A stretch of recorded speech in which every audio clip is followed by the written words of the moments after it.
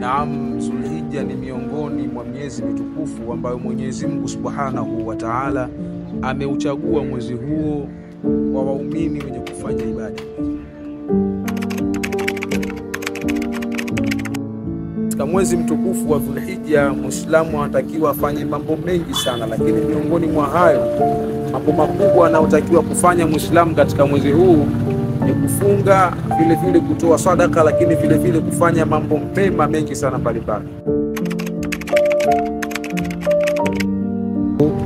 Hasa huu ndio mwezi wake, husishwa mwezi mtukufu wa Zulhijja kuwarehemu, kuwakumbuka ndugu zetu waliotangulia mbele ya haki katika mwezi huu.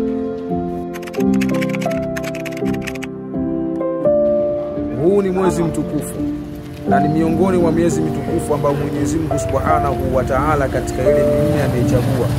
Malipo ya watenda wema katika mwezi huu ni sawa sawa na miezi mitukufu yote, yani moja analipwa kwa 10, na vile vile dhambi mwanadamu anapozitenda katika mwezi huu, malipo ya dhambi zake yanakuwa makubwa sana kuliko miezi ya kawaida.